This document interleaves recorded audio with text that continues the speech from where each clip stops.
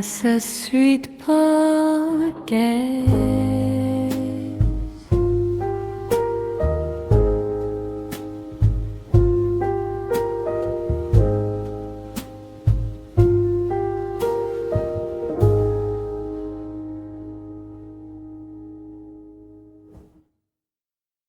Bonjour à tous et bienvenue à ce 5e épisode du balado SS8. Aujourd'hui, l'Église locale ou universelle, 2 angles morts, mais une réalité. Vous savez, il y a des mots qu'on utilise constamment, mais qu'on définit rarement. Il me semble que le mot Église en fait partie. On le prononce souvent sans même y penser. On dit « je vais à l'église, j'ai changé d'église, mon église, elle fait ceci, elle fait cela, elle enseigne telle ou telle chose, l'église est en crise. » Mais pourtant, si on arrête 100 chrétiens dans la rue pour leur demander ce qu'ils entendent exactement par le mot église, je suis convaincu qu'on obtiendrait presque 100 réponses différentes. Vous savez, pour certains, l'église est un bâtiment. Pour d'autres, c'est une dénomination. Pour d'autres encore, c'est une communauté locale. Vous savez, lorsqu'on parle d'Église au Québec, certains pensent immédiatement au catholicisme institutionnel. Pour d'autres, l'Église fait référence à leur assemblée du dimanche matin. Enfin, d'autres pourraient simplement répondre, l'Église, c'est tous les croyants. Le problème, c'est pas qu'il existe plusieurs nuances. Le problème, c'est qu'on parle souvent de la même réalité sans parler de la même chose. J'aimerais commencer par une observation qui peut paraître anodine, mais qui, il me semble, révèle quelque chose de beaucoup plus profond. Vous savez, quand un catholique romain ou un orthodoxe parle de l'Église, il pense d'abord à quelque chose d'universel et d'historique. Il pense à une réalité visible qui traverse les siècles, qui possède une continuité historique, des évêques, des conciles, une liturgie, une mémoire collective. Pour eux, l'Église, c'est le corps du Christ déployé dans le temps et dans l'espace. C'est pas simplement une idée spirituelle, c'est une réalité concrète qui s'incarne dans une communauté, dans une communion de communautés locales unies les unes aux autres.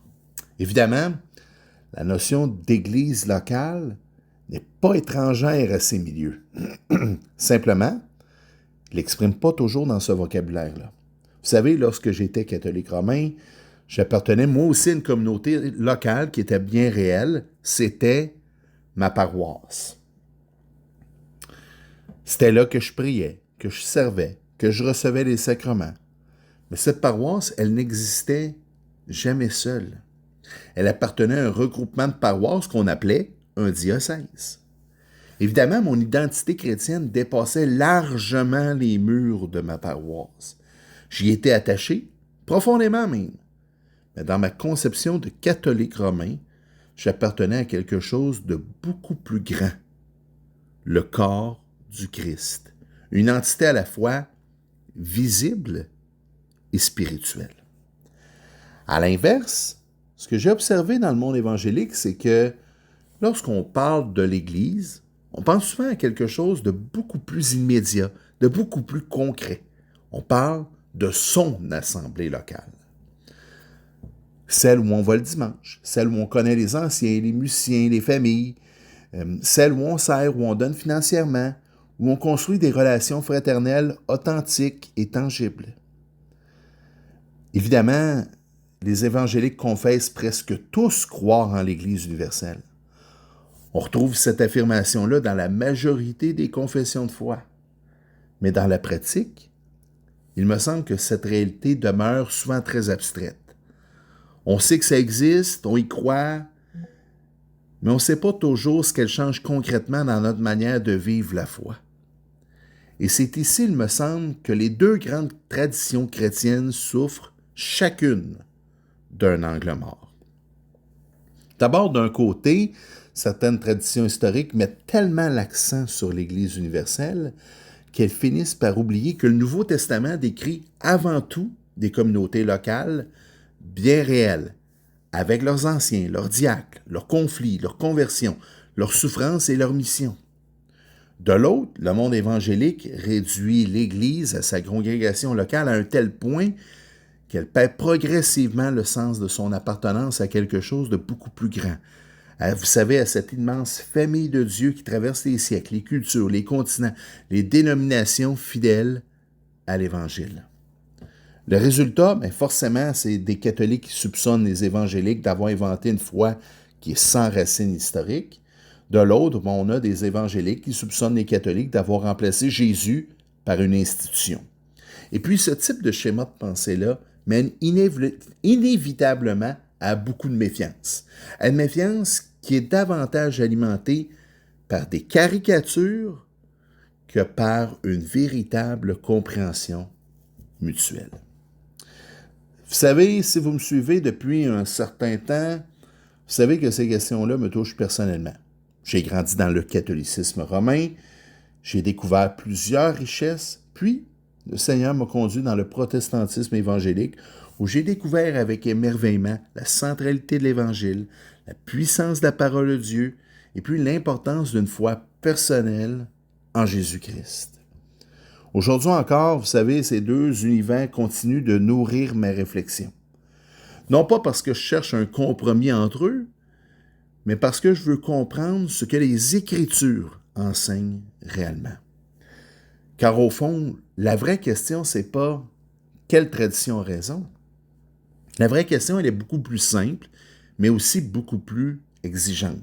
Ce serait davantage qu'est-ce que Jésus et les apôtres appellent l'Église? Qu'est-ce que l'Écriture dit de l'Église? Cet épisode, aujourd'hui, va être un peu plus théologique que d'habitude. On va ouvrir ensemble les Écritures, on va voir comment les premiers chrétiens comprenaient l'Église, comment les pères de l'Église en parlaient, comment les réformateurs ont abordé la question, et puis pourquoi ce débat est encore pertinent aujourd'hui. Malgré tout, je vais essayer de rendre le tout accessible. Parce que cette question-là, elle n'est pas réservée uniquement aux professeurs de théologie. Au contraire, je pense qu'elle nous concerne tous. Pourquoi? Mais parce qu'elle influence notre manière de vivre notre foi et de comprendre notre baptême. Elle modèle aussi notre façon de vivre la communion fraternelle. Elle influence notre engagement envers une assemblée locale et même notre vision de l'unité des chrétiens. Commençons simplement par le mot lui-même.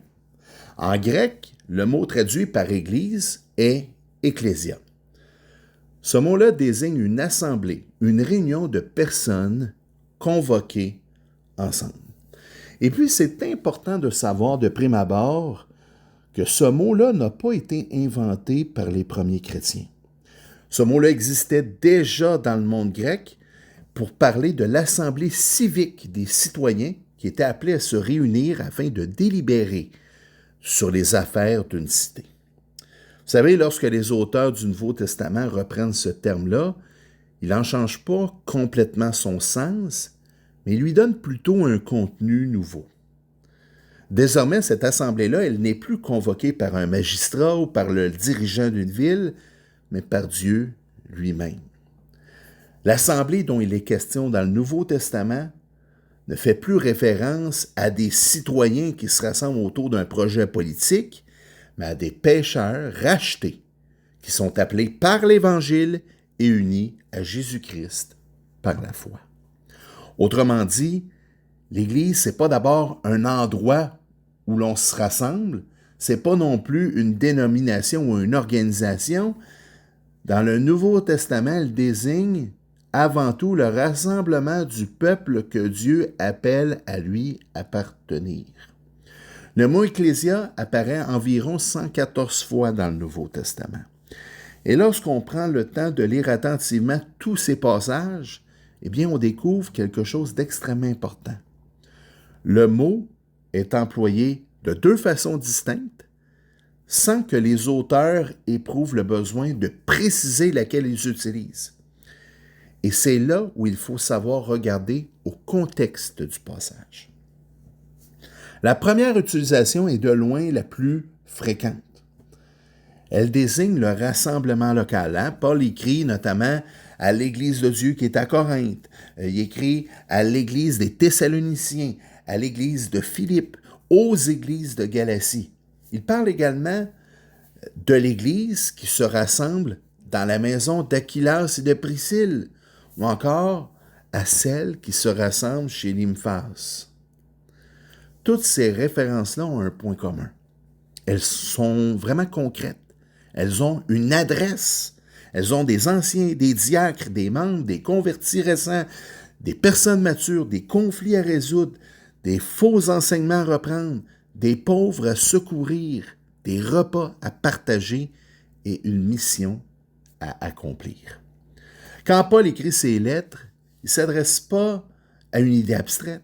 Il écrit à des communautés qui sont bien réelles, qui sont composées d'hommes et de femmes qui se connaissent, qui prient ensemble, qui vivent leur foi dans un lieu précis. Mais c'est là où les choses deviennent particulièrement intéressantes. Le même Paul utilise parfois exactement le même mot pour parler d'une réalité qui est beaucoup plus vaste. Vous savez, dans Éphésiens 1, 22-23, il est écrit « Il a tout mis sous ses pieds et il a donné pour chef suprême à l'Église, qui est son corps, la plénitude de celui qui remplit tout en tous. » Ici, Paul parle manifestement pas de l'Église d'Éphèse. Il ne parle pas non plus d'un regroupement d'églises confessionnelles. Il parle du corps du Christ dans toute sa plénitude, c'est-à-dire tous ceux qui sont appelés à appartenir véritablement à Jésus-Christ, peu importe leur époque, leur langue ou leur pays. Il parle de tous ceux qui sont unis dans cette même réalité spirituelle. Et puis le même langage revient dans Colossiens 1,18. Il est écrit « Il est la tête du corps de l'Église ». Et puis remarquez bien que Paul ne dit pas que Christ est seulement la tête de chaque Église locale prise individuellement. Non, il est la tête de l'Église au singulier. Il existe donc une unité réelle entre tous ceux et celles qui appartiennent au Seigneur. Cette perspective atteint même des dimensions cosmiques dans Éphésiens chapitre 3, verset 10. C'est-à-dire, afin que les dominations et les autorités dans les lieux célestes connaissent aujourd'hui par l'Église la sagesse infiniment variée de Dieu. Quelle affirmation extraordinaire! Paul dit que Dieu manifeste sa sagesse aux puissances spirituelles elles-mêmes au moyen de l'Église. Ici, c'est évidemment impossible de limiter le texte à une seule congrégation locale. Pourquoi? Mais parce que ça serait réduire considérablement la portée de ce que l'apôtre affirme. Il dit que l'Église devient le théâtre de l'œuvre rédemptrice de Dieu dans toute l'histoire, révélant aux anges comme aux démons la victoire de Christ. Vous savez, on doit résister à deux erreurs opposées, il me semble. La première consiste à voir que l'Église universelle, comme si les communautés locales étaient juste un détail administratif. Le Nouveau Testament, je viens de le dire, passe une grande partie de ses pages à expliquer comment l'Église locale doit vivre, être dirigée, exercer la discipline, célébrer la Sainte, annoncer l'Évangile, prendre soin des plus faibles. Et puis la seconde erreur consiste à voir que son expression locale, comme si l'Église locale représentait à elle seule toute l'Église du Christ. Or, aucune assemblée, aussi fidèle soit-elle, n'épuise à elle seule la richesse du corps de Christ. Le Nouveau Testament ne nous demande jamais de choisir entre ces deux réalités. Au contraire, il affirme les deux simultanément. Vous savez, l'Église universelle, c'est pas une idée désincarnée flottant quelque part dans les cieux. Elle prend chair dans des assemblées locales, visibles, mais aussi profondément imparfaites. À l'inverse, l'Église locale n'est pas une réalité autonome ou indépendante. Elle est l'expression concrète, dans un lieu donné, de cette unique Église que Christ s'est acquise par son propre sang. Autrement dit, chaque assemblée fidèle est une fenêtre ouverte sur quelque chose d'infiniment plus grand qu'elle-même. Et c'est précisément là que les deux grandes familles du christianisme ont souvent développé un angle mort. L'une a parfois tellement insisté sur l'universalité de l'Église qu'elle finit concrètement par minimiser la vie des églises locales.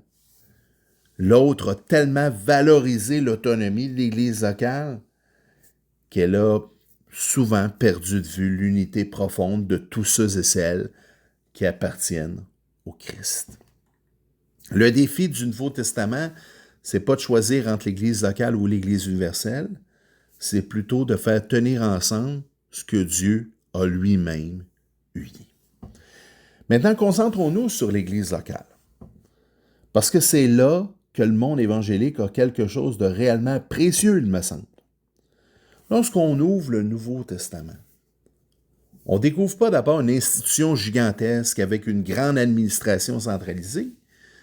On découvre des communautés vivantes, des hommes et des femmes transformés par l'Évangile qui apprennent, souvent avec beaucoup de maladresse, à vivre ensemble sous la seigneurie de Jésus-Christ.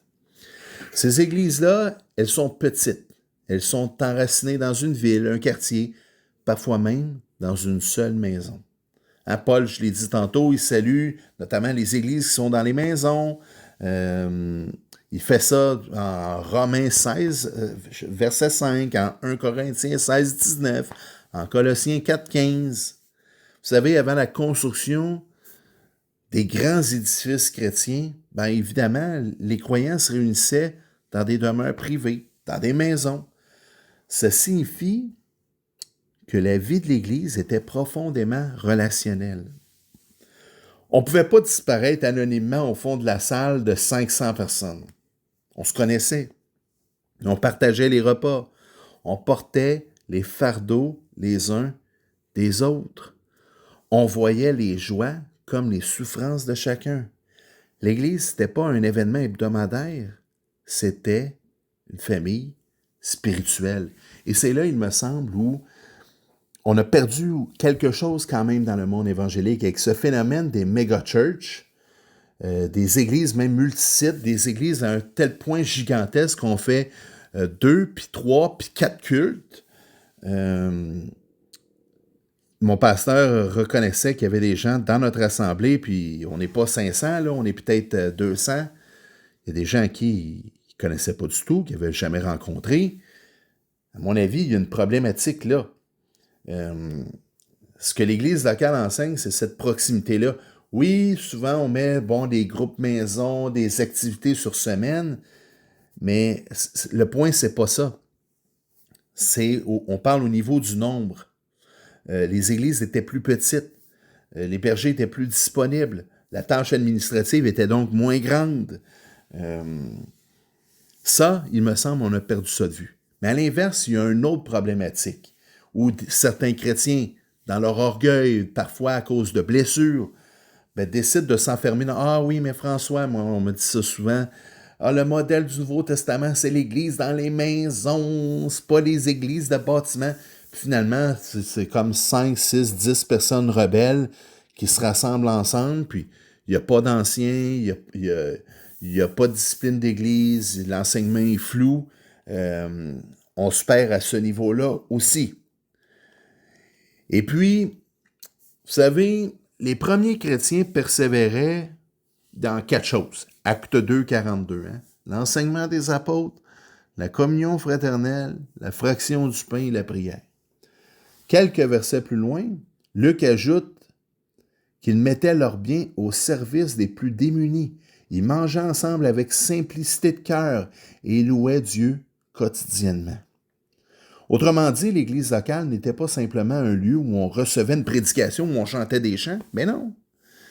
C'était le lieu où le peuple de Dieu partageait une vie et une histoire commune, Et puis, cette proximité-là explique pourquoi le Nouveau Testament contient autant d'exhortations du type « Aimez-vous les uns les autres, supportez-vous les uns les autres, pardonnez-vous mutuellement, exhortez-vous chaque jour, portez les fardeaux les uns les autres. » Toutes ces exhortations-là seraient impossibles à vivre dans une communauté où personne connaît réellement son prochain.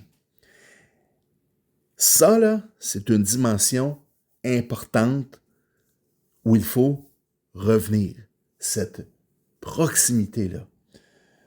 Personnellement, c'est un avis purement personnel, moi, une église de plus de 100 personnes, là, j'implanterais. Je diviserais ça en deux. Puis, je ferais ça.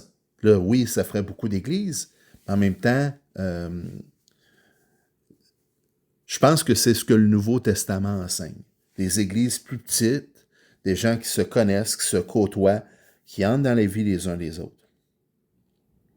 Et puis, vous savez, plus petite église ou plus grande proximité, ça ne veut pas dire que la vie fraternelle était désorganisée. Contrairement à une idée répandue, des églises apostoliques possédaient une véritable structure. C'est là où il y a un autre angle mort, je le disais tantôt. Des gens, par orgueil, parce qu'ils se sont blessés, ils s'en vont, « Ah, François, c'est dans les maisons, c'est dans les maisons. » Ils s'en vont dans les maisons, puis il n'y a pas de structure, puis là, ça chiale, « Ah oui, mais tu sais, les grosses églises, ça a des structures à pu finir. » Comme si l'Église apostolique avait aucune structure, mais non. Le Nouveau Testament là, parle des épiscopos, des surveillants. C'est traduit par le mot évêque ou ancien. Il parle des diaconos, les diacres, les serviteurs, c'est-à-dire ceux qui sont chargés d'un ministère de service. Paul donne même les qualifications requises pour exercer ces responsabilités-là en 1 Timothée 3 et puis en Tite 1. Ça signifie que le leadership, c'était pas improvisé ni fondé uniquement sur le charisme personnel. Les responsables devaient démontrer une maturité spirituelle, doctrinale et morale. Cette structure-là n'avait rien d'une bureaucratie cependant. Les responsables n'étaient pas appelés à dominer sur le troupeau, mais à le paître. Puis Pierre écrira aux anciens, « Paissez le troupeau de Dieu qui est sous votre garde, non comme dominant sur eux, non dominant sur ceux qui vous sont échus en partage, mais en étant les modèles du troupeau. » 1 Pierre 5, 2, 3. Le modèle, c'est celui du berger, non celui du gestionnaire. On retrouve également une dimension communautaire importante dans Actes chapitre 15, lors du Concile de Jérusalem. Les apôtres des anciens jouent un rôle majeur dans le discernement doctrinal, mais le texte souligne aussi l'implication de toute l'Assemblée. Les apôtres, les anciens et toute l'Église décidèrent. Acte 15, verset 22. L'autorité est réelle, mais elle s'exerce dans la communion et le discernement collectif.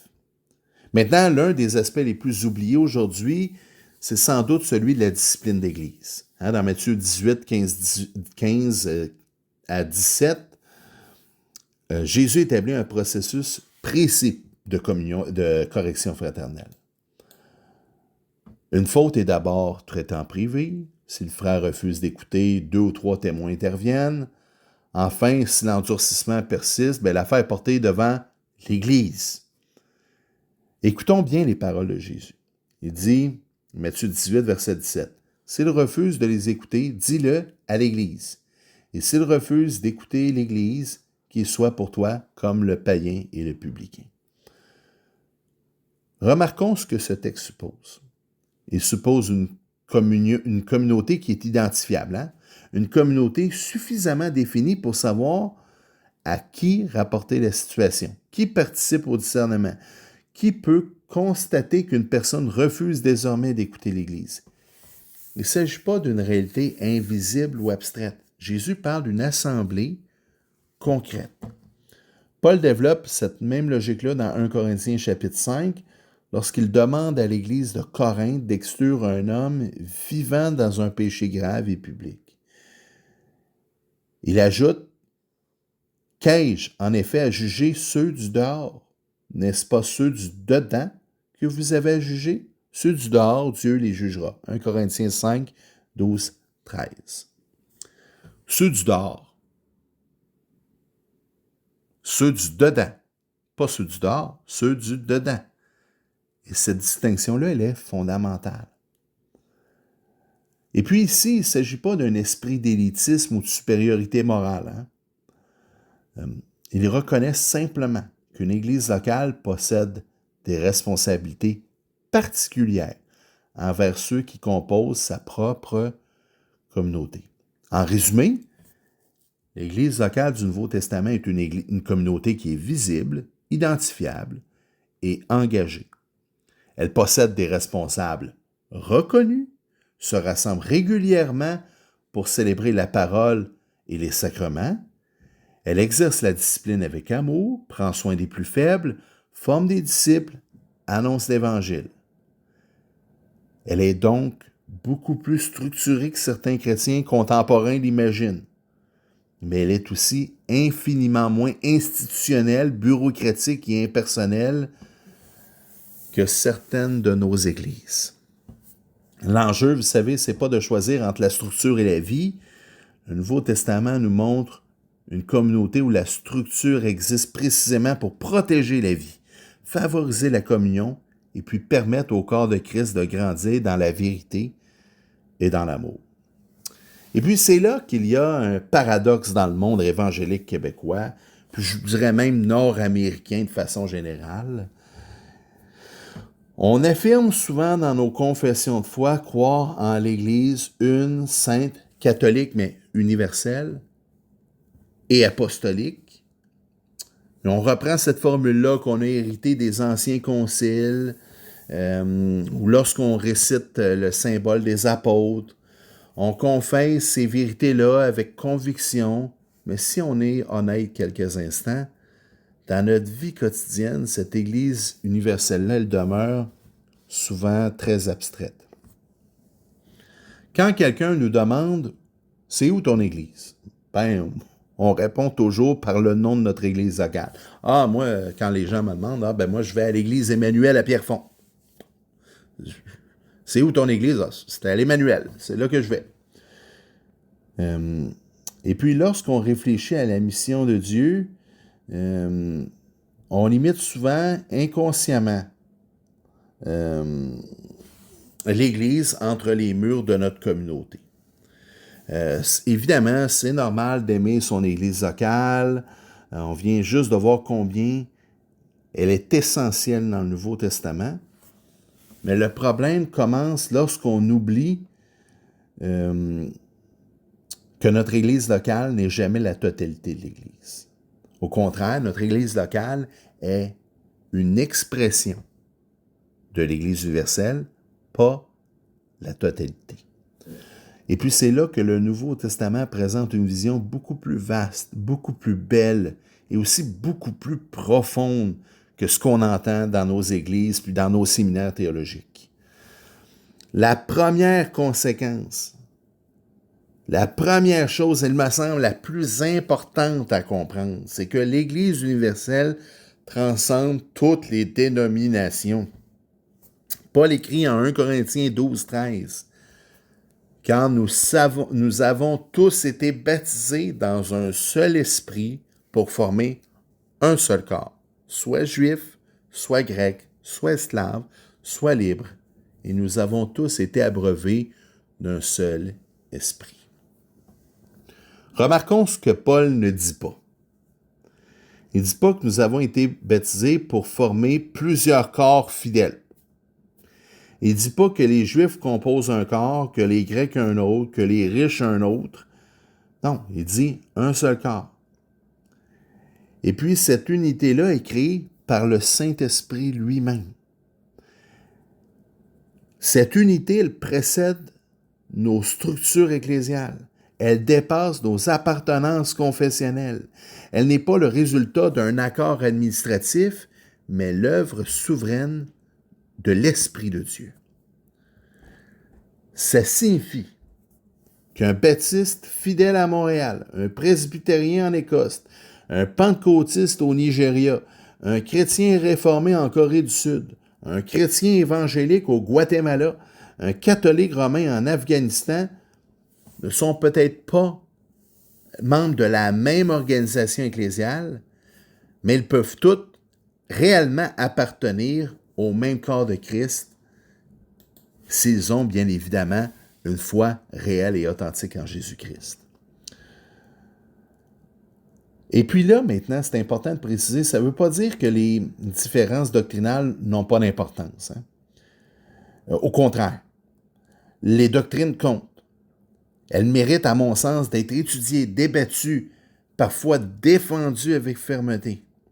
Mais aucune dénomination fidèle à l'Évangile peut prétendre à elle seule être l'intégralité de l'Église de Jésus-Christ. Et c'est là, il me semble qu'il y a une dérive chez les catholiques romains ou chez les orthodoxes quand ils nous expliquent que la plénitude du salut se trouve dans le corps de l'Église orthodoxe ou dans le corps de l'Église romaine. Ils ont tort. Maintenant, la deuxième conséquence, c'est que l'Église transcende le temps. Vous savez, on vit souvent notre foi comme si l'histoire du christianisme avait commencé avec notre mouvement, notre dénomination, notre génération. Pourtant, l'auteur de l'Épître aux Hébreux nous ouvre une perspective qui est absolument extraordinaire.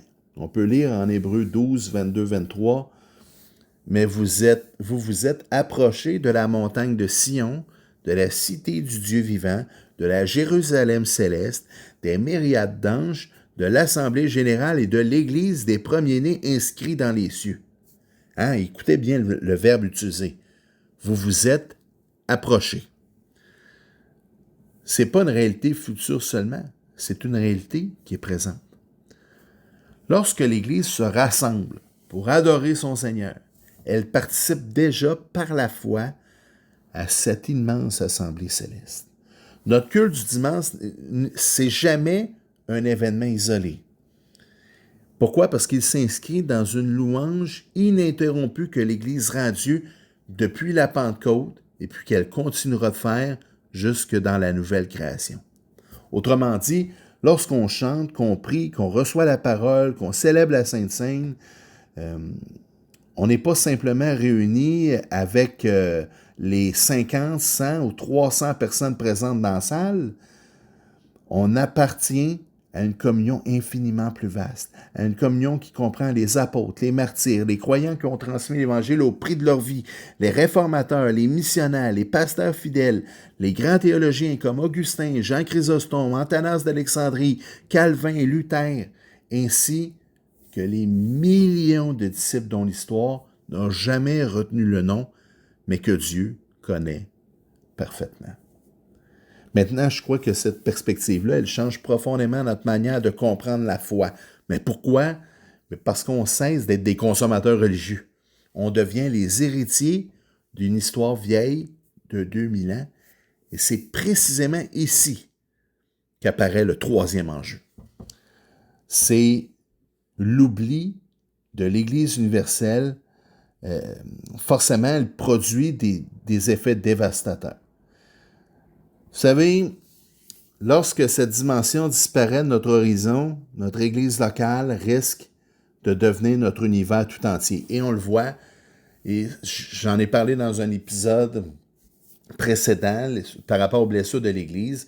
L'identité des gens s'accroche à leur Église locale. Lorsqu'ils sont blessés par elle, ils quittent pas juste l'Église, ils quittent la foi. C'est une problématique. Encore, c'est comme si l'Église de Christ était limitée à un lieu précis, à des personnes précises, alors qu'elle est beaucoup plus vaste. Et lorsqu'on oublie cette réalité-là, bien forcément, il est facile de s'égarer. Vous savez, on finit par croire souvent dans cette pensée-là que notre manière de célébrer le culte est la manière normale de faire, que notre lecture théologique est la seule qui est véritablement biblique, que notre culture ecclésiale est le christianisme apostolique. Sans même nous en rendre compte, on développe un certain tribalisme ecclésial. Moi, je dis souvent un sectarisme dénominationnel. En d'autres termes, c'est que les autres églises deviennent des concurrentes plutôt que des sœurs. Les siècles qui nous ont précédés deviennent accessoires. Et puis, on recommence à débattre des questions auxquelles les chrétiens ont déjà réfléchi pendant des siècles. En somme, on réinvente constamment la roue et on se prive de la sagesse qui est accumulée dans les 20 siècles d'exégèse, de prédication, de prière, de souffrance et de fidélité qui est venu avant nous. Pire encore, on devient extrêmement vulnérable aux erreurs anciennes. Des erreurs qui, moi, je le vois souvent, qui reviennent sous des formes nouvelles. En d'autres termes, cette vision-là nous amène à avoir une Église qui oublie son histoire, et puis une Église qui perd une partie de sa mémoire spirituelle, c'est forcément une Église qui voit la mort. Et c'est pour ça que dans nos milieux, on voit des églises qui meurent, des églises qui s'assèchent, des gens qui, finalement, étudient, se rendent compte que, Colin, il y a d'autres choses ailleurs, il y a une richesse, il y a une sagesse chez les réformés, même dans des milieux catholiques romains, orthodoxes. Puis, dans beaucoup d'églises, on se limite à dire « Oh non, tout ce qui est en dehors de notre dénomination, c'est hérétique. Ah, moi, j'ai la vérité, puis les autres ont tort. » Ça, là, c'est un danger. C'est ça, le sectarisme dénominationnel. C'est comme si, en dehors de ma dénomination ou de mon église locale, ben, rien d'autre existe et tout est faux. Et moi, je suis détenteur de la vérité. Il y a de l'orgueil derrière ça. Maintenant, j'aime beaucoup cette parole de Cyprien de Carthage qui est écrite au 3e siècle. Il dit « On ne peut avoir Dieu pour père si on n'a pas l'Église pour mère. » Et puis cette phrase-là, elle a parfois été récupérée, évidemment, pour justifier des prétentions institutionnelles. Tu sais, par exemple, moi, je vois des catholiques romains qui prennent aussi la phrase de Cyprien de Carthage « Hors de l'Église, pas de salut ». Mais eux, hors de l'Église catholique romaine, pas de salut, c'est pas du tout ce que Cyprien a voulu dire. Il limitait pas ça à une institution, mais vraiment au corps de Christ universel dans son ensemble. Donc, on ne devient pas chrétien pour vivre une foi qui est solitaire. Dieu sauve un peuple. Il adopte des enfants pour les faire entrer dans une famille. Et cette famille-là, elle est beaucoup plus grande que notre assemblée locale. Lorsque Jean Calvin reprendra cette image-là 13 siècles plus tard, il dira aussi que l'Église est notre mère. Parce que c'est en son sein que Dieu nous nourrit par la prédication de la parole, les sacrements et la communion fraternelle. Autrement dit, l'Église locale, c'est pas juste une idée abstraite suspendue dans les nuages. C'est une grande famille, répandue à travers les siècles, les nations, dont chaque Église locale fidèle constitue une manifestation visible. Lorsqu'on retrouve cette vision biblique, on devient pas moins attaché à notre Église locale, au contraire. On découvre qu'en aimant fidèlement notre Église, notre assemblée locale, on participe déjà à quelque chose d'immensément plus grand, l'unique Église que Christ s'est acquise par son sang, et puis qu'il conduit depuis 2000 ans jusqu'au jour où il va revenir la présenter sans tache, sans ride et dans toute la gloire. Maintenant, on a regardé surtout ce que le Nouveau Testament dit, mais une question demeure. Comment les chrétiens qui nous ont précédés ont compris cette tension entre l'Église locale et universelle? C'est facile de croire qu'on est les premiers à nous poser cette question-là, mais en réalité, c'est une question qui accompagne l'Église depuis près de 2000 ans. Et puis, ce qui m'a toujours frappé quand je lis les pères de l'Église, c'est que les premiers siècles semblent avoir tenu ensemble ces deux réalités-là avec une grande simplicité. Pour eux, il n'y avait aucune opposition entre l'Église locale et l'Église universelle. Chaque église locale était considérée comme une manifestation véritable et complète de l'église unique du Seigneur Jésus-Christ. Pas seulement des morceaux de l'église, pas une succursale ou un campus, mais une expression réelle de cette unique communion que Dieu rassemble par son esprit. L'un des plus beaux témoignages, c'est celui d'Ignace d'Antioche, au début du 2e siècle. Alors qu'Ignace est conduit à Rome pour subir le martyre, il écrit aux différentes églises qu'il rencontre sur son chemin. Il écrit notamment à l'église de Smyrne, et il dit cette phrase-là. Là où est Jésus-Christ, là est l'Église catholique, c'est-à-dire l'Église universelle. Le mot catholique, je tiens à le préciser, ne désigne pas l'institution qu'on appelle aujourd'hui l'Église catholique romaine. Le terme grec katholikos signifie simplement universel, selon le tout, complet. Autrement dit, Ignace affirme que là où le Christ est réellement présent au milieu de son peuple, là se trouve l'Église dans toute sa réalité. L'Église universelle n'existe pas à côté des églises locales, comme une organisation invisible qui flotte au-dessus d'elle. Elle devient visible chaque fois qu'une communauté fidèle se rassemble autour du Christ, de sa parole et de la fraction du pain. Pendant plusieurs siècles, cette vision-là a prévalu par-dessus toutes les autres. Les différentes églises locales demeuraient en communion les unes avec les autres. Elles échangeaient des lettres, elles reconnaissaient leur ministère, elles se soutenaient mutuellement tout en conservant une véritable vie locale. Mais vous savez, l'histoire n'est jamais aussi simple.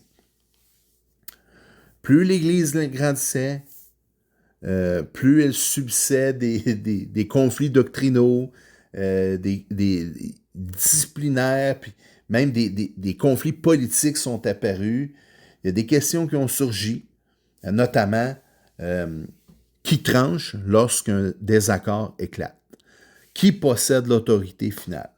Comment préserver l'unité sans étouffer la diversité? Et puis, peu à peu, plusieurs réponses différentes ont émergé. Vous savez, dans la tradition catholique romaine, l'accent s'est progressivement déplacé vers une autorité universelle qui est ultra centralisée. Dans le fond, c'est le pape. Tout tourne autour de lui. L'objectif était clair pour eux, c'était préserver l'unité doctrinale et visible de l'Église en établissant une tête qui était pour trancher. Dans la tradition orthodoxe, une autre voie s'est développée. Les églises locales demeurent pleinement églises, gouvernées par leurs évêques, tout en vivant une communion doctrinale, sacramentelle et conciliaire entre elles. Ils n'ont pas une autorité universelle comparable à celle du pape, mais il y a des conciles œcuméniques où les différents patriarches principaux se rassemblent et statuent ensemble sur les grandes questions de la doctrine. Puis, vient la réforme protestante du 16e siècle, évidemment face à des abus réels qui ont marqué la fin du Moyen Âge. Les réformateurs rappellent avec force que l'autorité suprême appartient non pas au pape ou à un concile, mais aux Écritures, pas à une institution humaine. Enfin, ils redonnent l'importance considérable à la vie de l'Église locale. Cette redécouverte-là, elle fut, il me semble, une immense bénédiction. Pourquoi? Mais parce qu'elle a remis la prédication de la parole au centre. Elle redonne toute sa place à l'Évangile. Elle rappelle que l'Église existe d'abord parce que Christ rassemble son peuple par sa parole. Cette insistance-là sur l'autonomie des communautés locales a produit, au fil des siècles, une fragmentation qui est considérable. Aujourd'hui, le protestantisme compte des milliers de dénominations, environ 44 000, souvent séparées par des désaccords qui ne sont pas majeurs, mais qui sont mineurs, secondaires. Vous savez, aucune tradition a complètement échappé aux difficultés. Hein, les réformateurs eux-mêmes étaient conscients de cette tension-là. Jean Calvin l'écrit justement dans ses institutions. Il dit « Toutes les fois que nous voyons la parole de Dieu sincèrement prêcher les sacrements administrés selon l'institution de Christ, il ne faut point douter qu'il y ait là l'Église de Dieu. » Il y a l'Église de Dieu où la parole de Dieu est sincèrement prêchée, les sacrements sont fidèlement administrés. Quand on se chicane sur savoir si les catholiques romains prient les morts, là, je vois ça constamment, là,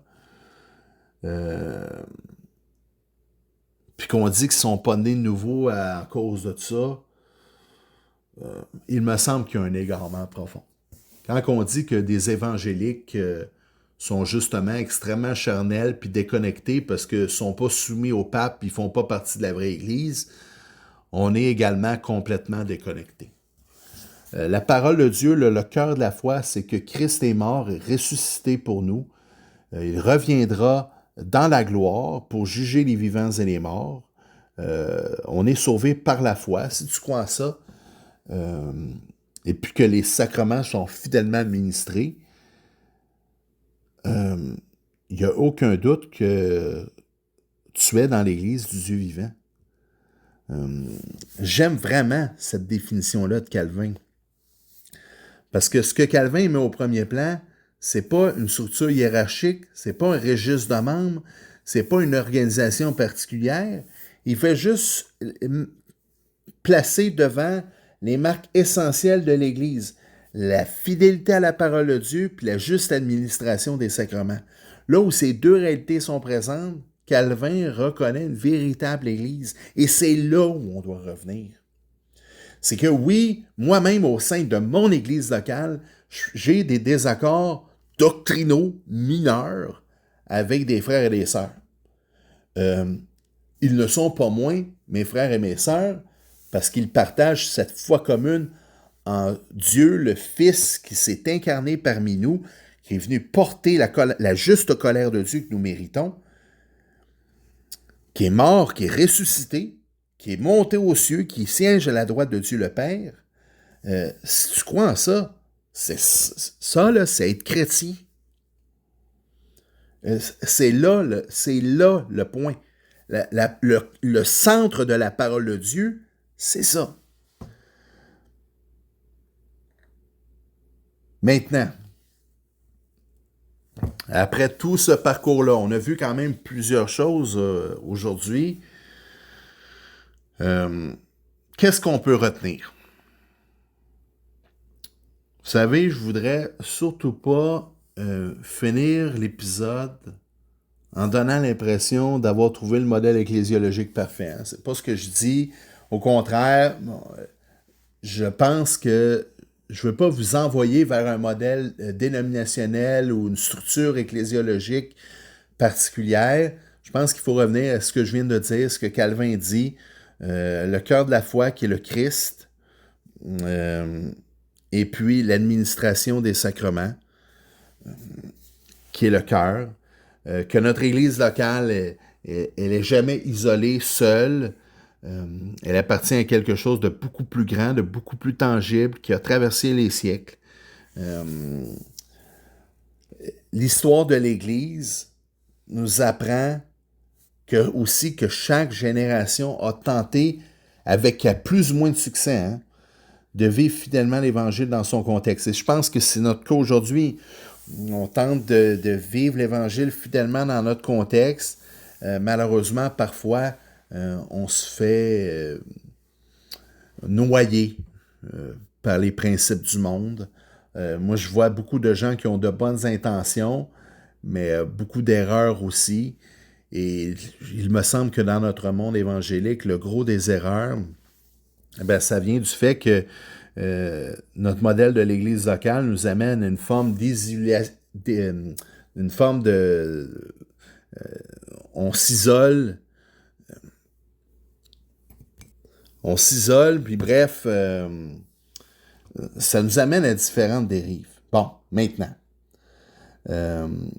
L'histoire de l'Église nous apprend justement le contraire.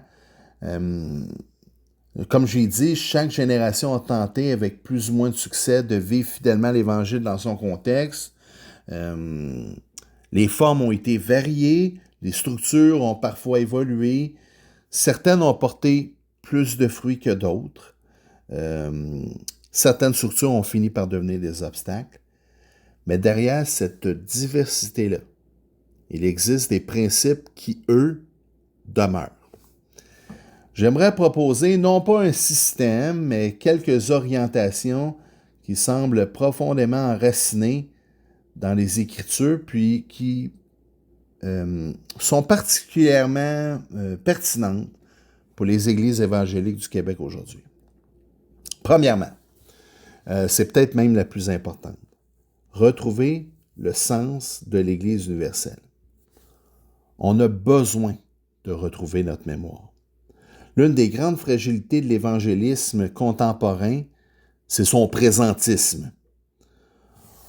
On vit parfois comme si le christianisme avait commencé avec notre dénomination, notre mouvement de réveil ou même notre pasteur préféré. On consomme des prédications sur l'Internet, on suit les débats théologiques de notre époque, mais on connaît très peu de choses sur les 20 siècles qui nous ont précédés. Pourtant, le Saint-Esprit, il n'a pas commencé son œuvre avec nous. Il enseigne l'Église depuis la Pentecôte. Ça signifie qu'on a à revoir ce que les générations précédentes ont enseigné.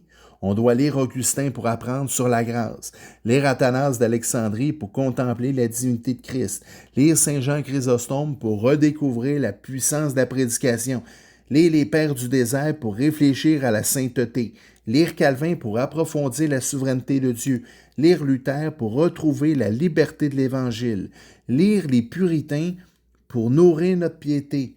Non pas parce que ces hommes étaient infaillibles, non, ils ne l'étaient pas, mais parce qu'ils sont nos frères. Ils ont eux aussi combattu les mêmes hérésies, traversé les mêmes souffrances, médité les mêmes Écritures et adoré le même Seigneur. Une Église qui oublie son histoire devient une Église qui est sans mémoire.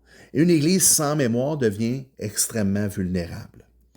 Retrouver l'Église universelle, c'est pas seulement ouvrir des livres, c'est aussi retrouver certains gestes qui nous rappellent que nous appartenons à une histoire plus grande que la nôtre.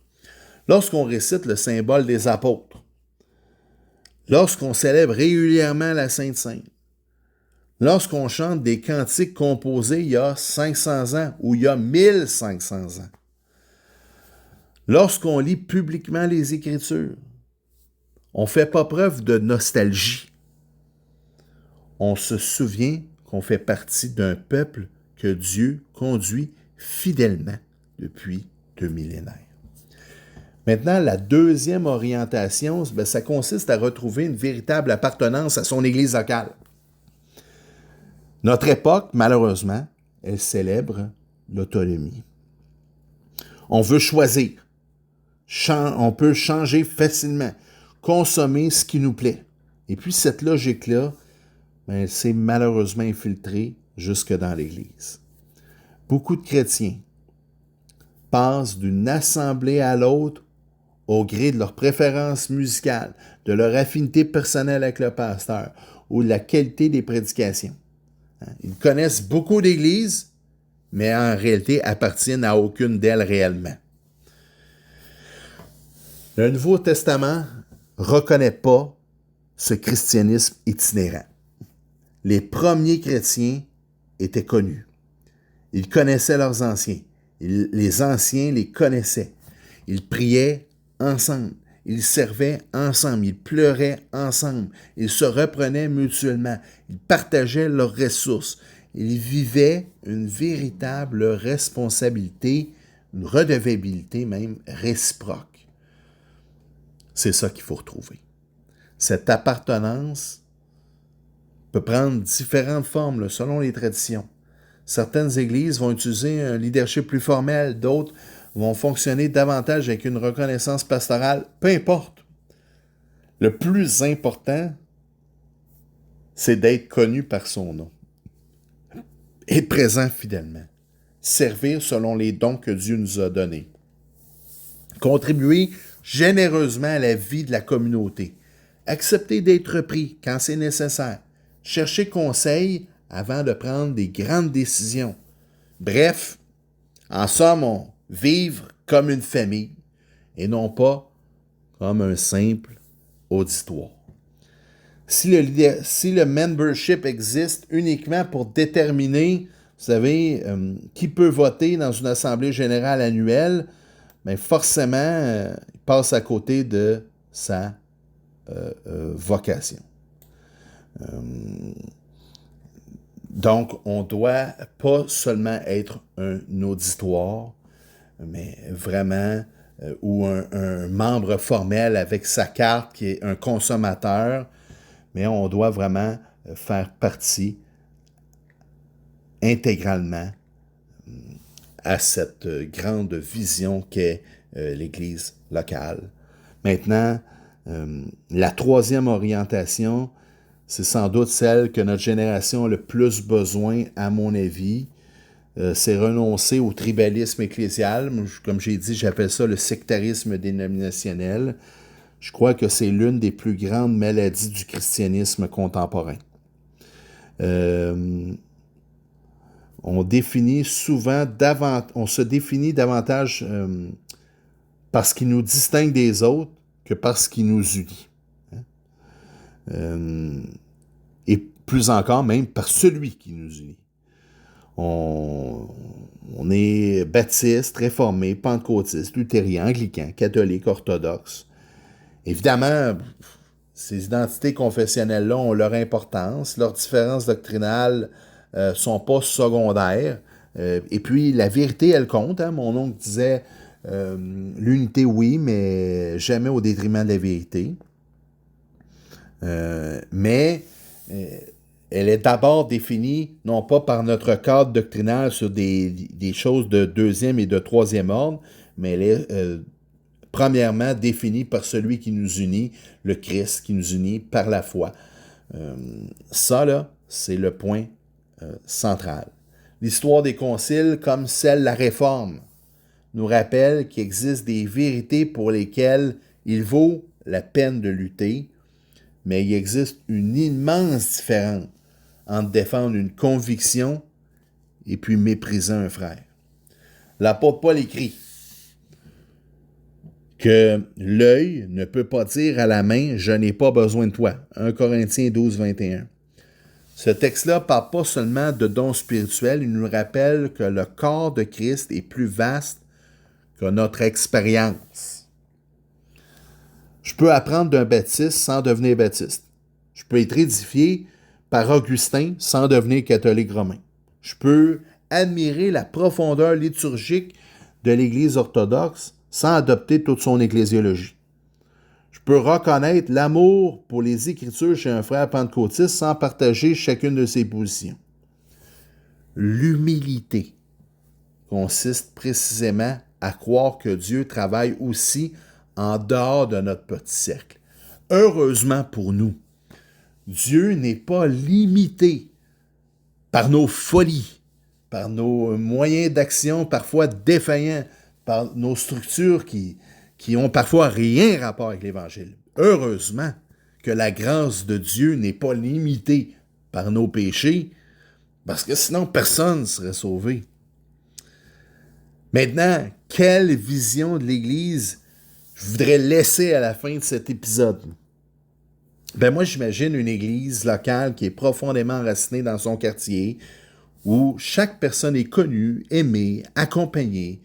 Une église où la prédication fidèle à la parole demeure au centre, où les sacrements sont célébrés avec respect et reconnaissance, où les anciens exercent leur autorité comme des bergers, jamais comme des propriétaires ou des gestionnaires, où la discipline d'Église est vécue comme un acte d'amour et de restauration.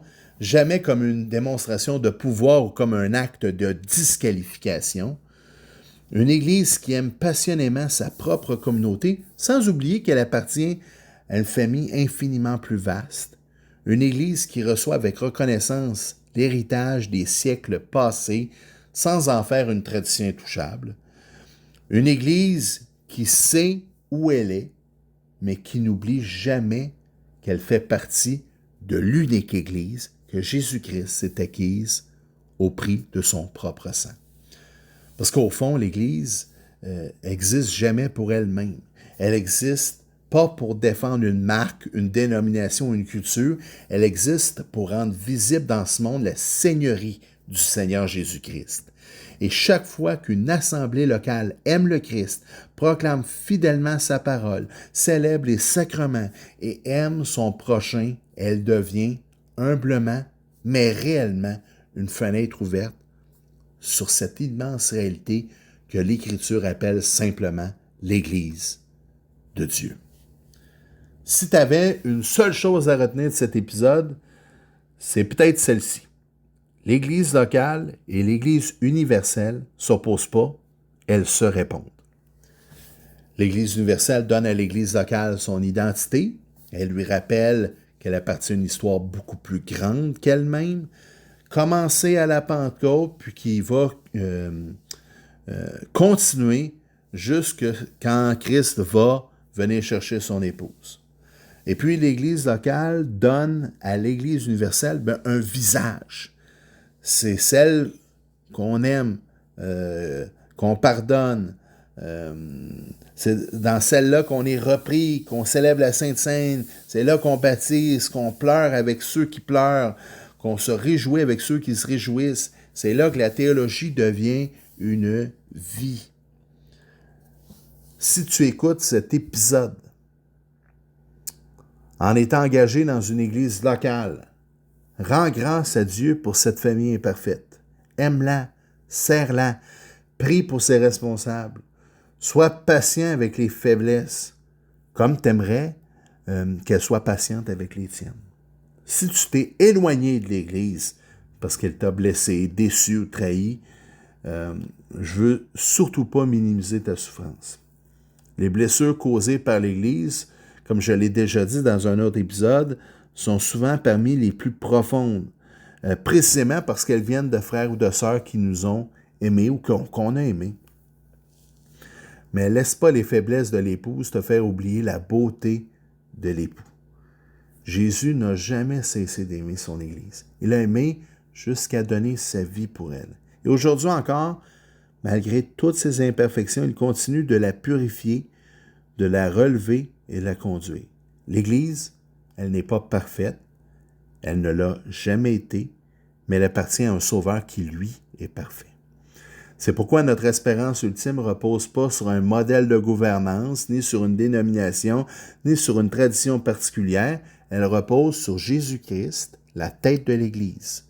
C'est lui qui rassemble son peuple par sa parole, le nourrit par sa grâce et le sanctifie par son esprit.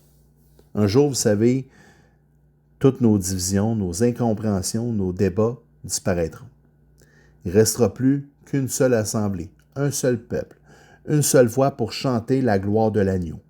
En attendant ce jour, soyons fidèles dans l'Église locale que Dieu nous confie, sans jamais oublier qu'on appartient déjà par la foi à cette immense communion des saints qui traverse les siècles et les nations que l'on appelle le corps du Christ. Merci d'avoir été là. On se revoit la semaine prochaine pour un autre épisode du balado à sa suite. Que le Seigneur vous bénisse, qu'il vous comble de sa grâce. Et j'espère que vous avez été vivement encouragés une fois encore par cet épisode. Si c'est le cas, je vous invite à partager, à aimer, à commenter. Que le Seigneur vous remplisse de sa grâce. À bientôt.